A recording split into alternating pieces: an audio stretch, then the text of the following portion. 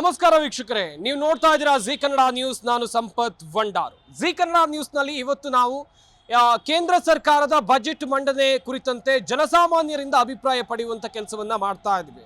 ಪ್ರಮುಖವಾಗಿ ನರೇಂದ್ರ ಮೋದಿ 3ನೇ ಬಾರಿ ಪ್ರಧಾನಮಂತ್ರಿ ಆದಂಥ ಸಂದರ್ಭದಲ್ಲಿ ಈ ಬಾರಿಯ ಬಜೆಟ್ ಮೇಲೆ ಬೆಟ್ಟದಷ್ಟು ನಿರೀಕ್ಷೆ ಇತ್ತು. ಹಾಗೆಯೇ ವಿತ್ತ ಸಚಿವೆ ನಿರ್ಮಲಾ ಸೀತಾರಾಮನ್ ಅವರು ಇವತ್ತು ಬಜೆಟ್ ಅನ್ನ ಮಂಡನೆ ಮಾಡಿದ್ದಾರೆ. ಈ ಬಜೆಟ್ ನಲ್ಲಿ ಜನಸಾಮಾನ್ಯರಿಗೆ ಅಂತ ಹೇಳಿದ್ರೆ ಮಿಡ್ಲ್ ಕ್ಲಾಸ್ ಪೀಪಲ್, ಜನಸಾಮಾನ್ಯರು ಅಂತ ನಾವೇನ್ ಕರಿತೀವಿ, ಅವರಿಗೆ ಬಂಪರ್ ಭಾಗ್ಯ ಸಿಕ್ಕಿದೆ. ಯಾಕಂತ ಹೇಳಿದ್ರೆ ಪ್ರತಿ ಬಜೆಟ್ ನಲ್ಲೂ ಎಕ್ಸ್ಪೆಕ್ಟೇಷನ್ ಗಳನ್ನ ಇಟ್ಕೊಳ್ಳೋದು ಅಂತ ಹೇಳಿದ್ರೆ ಅದು ಮಿಡ್ಲ್ ಕ್ಲಾಸ್ ಪೀಪಲ್ಗಳು ಮಾತ್ರ. ಜನಸಾಮಾನ್ಯರು ಸಾಕಷ್ಟು ನಿರೀಕ್ಷೆಗಳನ್ನ ಇಟ್ಕೊಳ್ತಾರೆ. ಆ ನಿರೀಕ್ಷೆಗಳು ಫಲಿಸುತ್ತಾ ಇಲ್ವಾ ಎನ್ನುವಂತ ನಿಟ್ಟಿನಲ್ಲೂ ಕೂಡ ಯೋಚನೆಗಳನ್ನ ಮಾಡ್ತಾ ಇರ್ತಾರೆ. ಆದ್ರೆ ಒಂದಷ್ಟು ಮಂದಿ ಪ್ರಕಾರ ಈ ಬಾರಿ ಜನಸಾಮಾನ್ಯರ ನಿರೀಕ್ಷೆಗಳು ಫಲಿಸಿವೆ ಎನ್ನುವುದಾಗಿ ಹೇಳ್ತಾ ಇದ್ದಾರೆ. ಜನರನ್ನೇ ಮಾತನಾಡಿಸ್ತಾ ಹೋಗೋಣ, ಅವರಿಂದ ಅಭಿಪ್ರಾಯವನ್ನ ಪಡಿತಾ ಹೋಗೋಣ. ಈ ಬಾರಿಯ ಬಜೆಟ್ ಬಗ್ಗೆ ಜನರೇನು ಹೇಳ್ತಾರೆ ಬನ್ನಿ ನೋಡೋಣ. 12 lakh limit is good for the people, tax paying people. At least something government has done, because before that I don't think most of the people, taxpayers, get much benefit. So I think it's a good move by Sitaraman. So that's my comment. You can थोड़ा substantial improve किया है 7.5 से 12 लाख, तो ये at least कुछ तो अच्छा हुआ है. अब देखते हैं आगे क्या होता है. ಹೇಳಬೇಕಂದ್ರೆ ಒಂದು ಮಿಡಲ್ ಕ್ಲಾಸ್ ಫ್ಯಾಮಿಲಿಗೆ ಒಂದು ಯೂಸ್ಫುಲ್ ಆಯಿತು, ಅದೊಂದು ಹೇಳ್ಬೋದು. ಒಂದು ಎಕ್ಸೆಪ್ಟ್ ಗೌರ್ಮೆಂಟ್ ಈ ಥರ ತರುತ್ತೆ ಅನ್ನೋದನ್ನ ಅನ್ಕೊಂಡಿರಲ್ಲ, ಮಾಡಿದ್ದಾರೆ. ಗುಡ್. ಬಟ್ ಕರ್ನಾಟಕಕ್ಕೆ ಯಾವುದೇ ಯೋಜನೆಗಳನ್ನು ಘೋಷಣೆ ಮಾಡಲಿಲ್ಲ. ಎಕ್ಸ್ಪೆಕ್ಟ್ ಮಾಡಿದ್ರೆ ಏನಾದರೂ ಸಿಗ್ಬೋದು ಅಂತ ಹೇಳಿ. ಸಿಗ್ಬೋದು ಅಂತ ಹೇಳಿದ್ರೆ, ಬಟ್ ಇನ್ನು ಯಾವುದು ಸಿಗ್ಲಿಲ್ಲ. ಕಾದು ನೋಡೋಣ, ಮುಂದೆ ಗೌರ್ಮೆಂಟ್ ಮಾಡ್ಬೋದು. ಬಟ್ IT ಎಕ್ಸ್ಪೋರ್ಟ್ ಅಲ್ಲಿ ನಾವು 50% ಇದೀವಿ ಇಂಡಿಯಾದಲ್ಲಿ. ಬಟ್ ನಮಗೆ IT ಕಾರಿಡಾರ್ಗೆ ಏನಾದರೂ ಸ್ಪೆಷಲ್ ಆಗಿ ಅನುದಾನಗಳು ಸಿಗಬೇಕು ಅಂತ ಇತ್ತು, ಬಟ್ ಸಿಗ್ಲಿಲ್ಲ. ಏನು ಹೇಳ್ತೀರಾ ಈ ವಿಚಾರವಾಗಿ? ಅದನ್ನ ಗೌರ್ಮೆಂಟ್ ಮುಂದೆ ನಾವು ಇಡಬೇಕಾಗಿತ್ತು, ಇಟ್ಟು ಕೇಳಬೇಕಷ್ಟೆ. ಬಜೆಟ್ ಮಾಡಿದರೆ ಒಳ್ಳೆಯದೇ, ಅಂದರೆ ನಮ್ಮಂತರ ಕಷ್ಟ ಆಗುತ್ತೆ, ಮಿಡಲ್ ಜನಕ್ಕೆಲ್ಲ ಕಷ್ಟ ಆಗುತ್ತೆ. ದುಡಿಮೆಮಾರು ಮಂತ್ಲಿ ಪೇಮೆಂಟ್ ಇರೋದು ಪರವಾಗಿಲ್ಲ, ನಮ್ಮಂತರ ತುಂಬ ಕಷ್ಟ ಆಗುತ್ತೆ ದಿವಸ ದುಡಿಮೆ ಮಾಡೋರ್ಗೆಲ್ಲ. ಇನ್ನು ನಮ್ಗಿಂತ ಕೆಳಗಿರೋದೆಲ್ಲ ಕಷ್ಟನೇ. ಊಟಕ್ಕೆ ಏನಾದರೂ ದುಡ್ಡು ಖರ್ಚು ಮಾಡ್ಬೇಕಾದ್ರೆ ತುಂಬ ಕಷ್ಟ ಆಗುತ್ತೆ. ಅವರು ಇದು ಮಾಡ್ತಾ ಇದ್ದಾರೆ, ಒಳ್ಳೆಯದೇನೆ. ಈಗ ಬೇರೆ ರಾಜ್ಯಗಳ ಡೆವಲಪ್ಮೆಂಟ್ಸ್, ಬಿಹಾರ ಅಥವಾ ಆಂಧ್ರ ಪ್ರದೇಶ ಡೆವಲಪ್ಮೆಂಟ್ಸ್ಗೆಲ್ಲ ಕೇಂದ್ರ ಸರ್ಕಾರ ದುಡ್ಡು ಕೊಟ್ಟಿದೆ, ಅಂದ್ರೆ ದುಡ್ಡು ಘೋಷಣೆ ಮಾಡಿದೆ. ಬೆಂಗಳೂರಿಗೆ ಏನು ಕೊಟ್ಟಿಲ್ಲ. ಏನು ಹೇಳ್ತೀರಾ? ಬೆಂಗಳೂರಿಗೆ ಕೊಟ್ಟಿದ್ದಾರಲ್ಲ, 2,000 ಕೊಡ್ತಾ ಇದ್ದಾರೆ. ಕೆಲವ್ರು ಸಿಗ್ತದೆ, ಕೆಲವ್ರು ಸಿಗ್ತಾ ಇಲ್ಲ. ಕೊಟ್ಟವ್ರಿಗೆ ಖುಷಿ, ಏನೋ ಅವತ್ತು ಜೀವನ ಹೋಗುತ್ತೆ 2-3 ದಿವಸ. ಆಮೇಲೆ ತಿರ್ಗಾನ ಅದೇ ಇದೆ ನೋಡ್ತಾ ಇದ್ದಾರೆ, ತಿರ್ಗಾ ಇವಾಗ ಕಲಿಸ್ತಾರೆ ಅಂತ ನೋಡ್ತಾ ಇರ್ತಾರೆ. ಆ ಥರ ಇದೆ. Yeah, the budget is exceedingly well, and it is focusing on the future of the country. In fact, the extension of the limit in income tax is a very good step in the right direction, because the expenditure will go up and the economy will go up, because that is slowing down right now. And we need to grow at 8% to become a developed country by 2047, which is the aim of the government. The other initiative in terms of the infrastructure development is also good, but the weakest point is the employment generation. That is not happening. That some government has to take care in that direction. Then only the country can become a developed nation by 2047. Local manufacturing also needs to be created, which is the major focus of the government, and it should be exceeded in terms of the planning. ಇವತ್ತು ಪ್ರಧಾನಿ ನರೇಂದ್ರ ಮೋದಿ ಅವರ 3ನೇ ಅವಧಿಯ central budget ಮಂಡನೆ ಆಗಿದೆ. ಜನಸಾಮಾನ್ಯರಿಂದ ಅಭಿಪ್ರಾಯವನ್ನು ಪಡ್ಕೊಳ್ತಾ ಹೋಗೋಣ. ಮೇಡಮ್ ನಮಸ್ಕಾರ. ನಮಸ್ತೆ ಮೇಡಮ್, ಇವತ್ತಿನ ಸೆಂಟ್ರಲ್ ಬಜೆಟ್ ಬಗ್ಗೆ ನಿಮ್ಗೆ ಏನ್ ಅನಿಸ್ತಾ ಇದೆ? ಚೆನ್ನಾಗಿದೆಯಾ ಅಥವಾ ಚೆನ್ನಾಗಿಲ್ವಾ?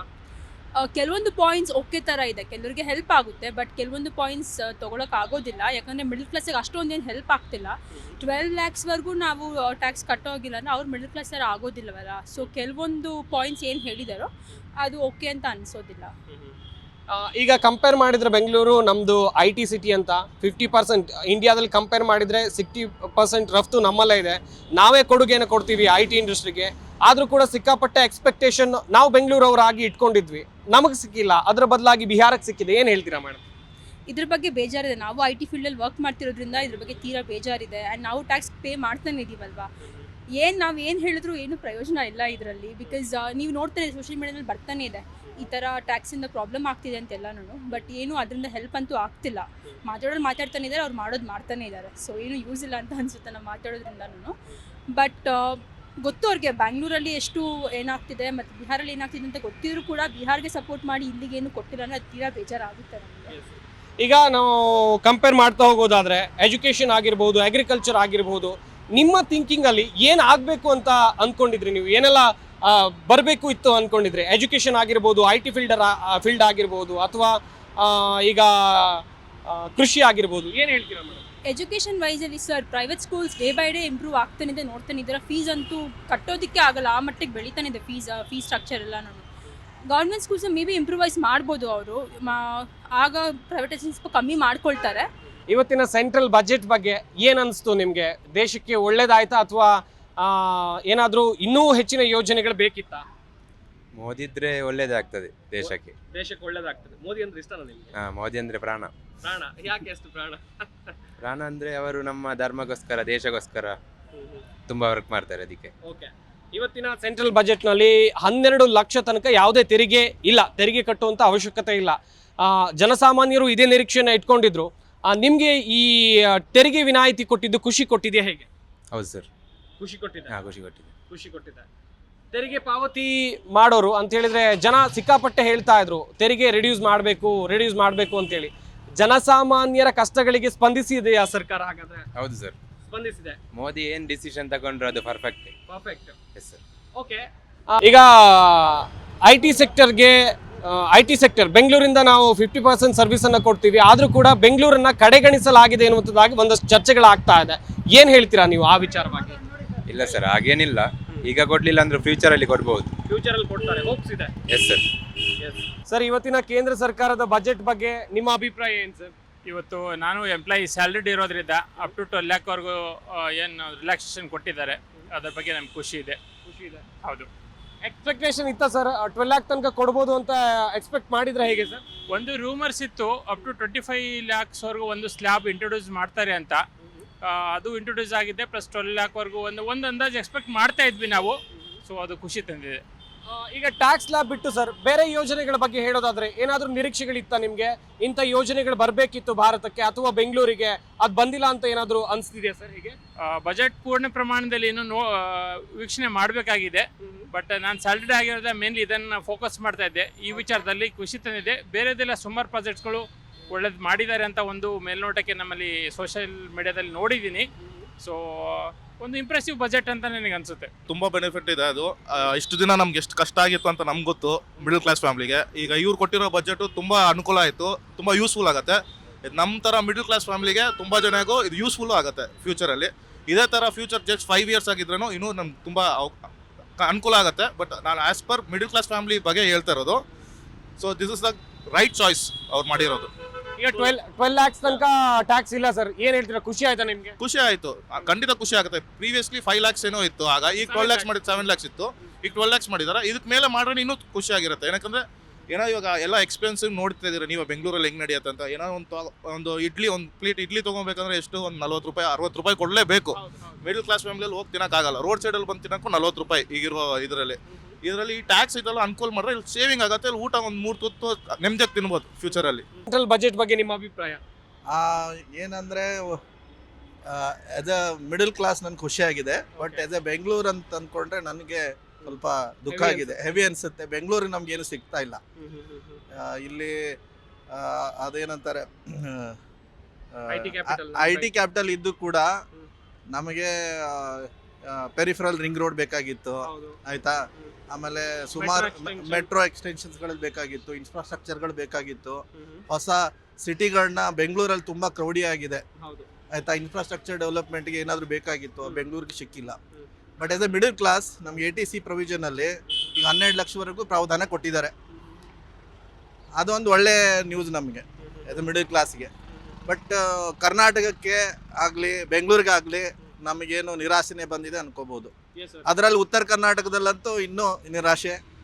ಅಲ್ಲಿ ಹೊಸದು ಏನು ಪ್ರಾಜೆಕ್ಟ್ಗಳು ಬರ್ತಾ ಇಲ್ಲ, ಏನಿಲ್ಲ.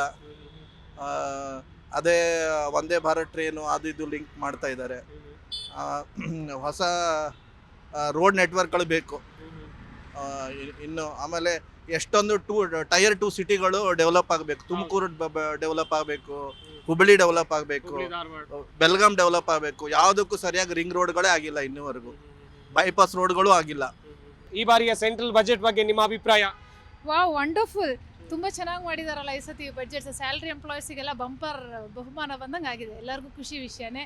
ಯಾಕೆಂದರೆ ಲಾಸ್ಟ್ ಟೈಮು 10 lakhs ಎಬೋ ಇದ್ದವರಿಗೆ 30% ಇತ್ತು, ಇವಾಗ 24 lakhs ಎಬೋ ಇರೋರಿಗೆ ಮಾಡಿದ್ದಾರೆ. ಸೊ ಬಂಪರ್ ಬಹುಮಾನ ಬಂದಂಗೆ ಆಗಿದೆ. 12 ಲಕ್ಷ ತನಕ ಟ್ಯಾಕ್ಸ್ ಕಟ್ಟಂಗಿಲ್ಲ, ಹಿಂಗ ಆಗ್ತಿದೆ ಮೇಡಮ್ ಫೀಲ್? ಓ ತುಂಬ ಖುಷಿ ಆಗ್ತಾ ಇದೆ. ಅಲ್ಲ, ಫಸ್ಟ್ ಆಫ್ ಆಲ್ ಈ ಮಿಡಲ್ ಕ್ಲಾಸ್ ಅವ್ರಿಗೆ ಇದು ತುಂಬ ಹೆಲ್ಪ್ಫುಲ್ ಅಂತಲೇ ಅನ್ನಿಸ್ತಾ ಇದೆ. ತುಂಬ ಖುಷಿಯಾದ ವಿಷಯನೇ. ಬೇರೆ ಏನಾದರೂ ಎಕ್ಸ್ಪೆಕ್ಟ್ ಮಾಡಿದ್ರೆ ಮೇಡಮ್ ಸೆಂಟ್ರಲ್ ಗೌರ್ಮೆಂಟ್ ಇಂದ ನೀವು ಹೇಗೆ? ನಾವು ಇನ್ಶೂರೆನ್ಸ್ ಫೀಲ್ಡಲ್ಲಿ ಮಾಡ್ತಾ ಇರೋದು. ಸೊ ಏನದು 5 lakhs ಪ್ರೀಮಿಯಂ ಎಬೋ ಅಂತ ಇಟ್ಟಿದ್ದಾರೆ, ಅದನ್ನೊಂದು ತೆಗೆದಾಕ್ಬಿಟ್ರೆ ನಮಗೆ ತುಂಬ ಖುಷಿಯಾಗೋಗ್ಬಿಡುತ್ತೆ. ವಾಟ್ ಅಬೌಟ್ ಹೆಲ್ತ್ ಇನ್ಶೂರೆನ್ಸ್ ಬಗ್ಗೆ ಏನು ಹೇಳ್ತೀರಾ ಮೇಡಮ್? ಹೆಲ್ತ್ ಇನ್ಶೂರೆನ್ಸ್ ಈಗ ಆಯುಷ್ ಇದು ಮಾಡಿದಾರಲ್ಲ, ಅದು ತುಂಬ ಖುಷಿ ವಿಷಯನೇ. ಎಲ್ಲರಿಗೂ ಈಗ ಹೆಲ್ಪ್ ಆಗುತ್ತೆ ಅಂತ ಅನ್ಕೊತಾ ಇದ್ದೀನಿ. ಇಂಡಿಯನ್ ಪಾಪ್ಯುಲೇಷನ್ ಇವಾಗ ಎಲ್ಲ ಮಿಡಲ್ ಕ್ಲಾಸ್ ಇರೋದ್ರಿಂದ ತುಂಬ ಹೆಲ್ಪ್ ಆಗುತ್ತೆ ಎಲ್ಲರಿಗೂ. ಮೇಡಮ್ ನೀವು ಕೂಡ ಬ್ಯಾಂಗ್ಳೂರಿಯನ್ ಅನ್ಕೊಳ್ತೀನಿ, ಬಟ್ ಬೆಂಗಳೂರಿಗೆ ಏನಾದರೂ ಕೊಡಬೇಕಿತ್ತು ಅನ್ಸಲ್ವಾ ನಿಮಗೆ? ಹೌದು, ಆ ಮೇಕೆದಾಟು ಪ್ರಾಜೆಕ್ಟ್ ಬಂದಿದ್ರೆ ನಮಗೆ ತುಂಬ ಖುಷಿ ಆಗ್ತಾ ಇತ್ತು, ಬರಲಿಲ್ಲ ಅಲ್ಲ. ಓಕೆ, ಏನಾದರೂ ಅಡಿಷನಲ್ ಡಿಮ್ಯಾಂಡ್ಸ್ ಏನಾದರೂ ಇದೆ ನೆಕ್ಸ್ಟ್ ಫ್ಯೂಚರ್ ಅಲ್ಲಿ ಸೆಂಟ್ರಲ್ ಗವರ್ಮೆಂಟ್ಗೆ ಏನಾದರೂ ಡಿಮ್ಯಾಂಡ್ ಮಾಡೋದಿದೆಯಾ? ಹೌದು, ಕರ್ನಾಟಕಕ್ಕೆ ಬರಬೇಕಾಗಿರೋಂಥ ಎಲ್ಲ ಫೆಸಿಲಿಟೀಸು ಬಂದರೆ ನಾವು ಇನ್ನೂ ಖುಷಿ ಆಗ್ತೀವಿ. ಸೆಂಟ್ರಲ್ ಒಂದು ಸ್ವಲ್ಪ ಕರ್ನಾಟಕದ ಮೇಲೆ ಕರುಣೆ ತೋರಿಸ್ಬೇಕು ಅಂತ ಅನ್ಕೊಂತಾ ಇದ್ದೀನಿ. ತೋರ್ತಾ ಇಲ್ವಾ ಹೇಗೆ? ತೋರ್ತಾ ಇದೆ. GST ಕಟ್ತೀವಿ ಮೇಡಮ್, ನಮ್ಗೆ ಕೊಟ್ಟಿಲ್ಲ ಅಂದ್ರೆ ಅವ್ರು ಬೇಜಾರಾಗಲ್ಲ ನಮಗೆ? ಅದನ್ನೆಲ್ಲ ಡಿಸ್ಕ್ಲೋಸ್ ಮಾಡೋಂಥದ್ದೆಲ್ಲ ಟೈಮ್ ಇದು. ಸರ್, ಇವತ್ತಿನ ಸೆಂಟ್ರಲ್ ಬಜೆಟ್ ಬಗ್ಗೆ ನಿಮ್ಮ ಅಭಿಪ್ರಾಯ ಅನಿಸಿಕೆ ಸರ್? ಸೆಂಟ್ರಲ್ ಬಜೆಟ್ಟು ಈ ಸಲ ಚೆನ್ನಾಗಿದ್ದು ಅನಿಸ್ತಾ ನನಗೆ.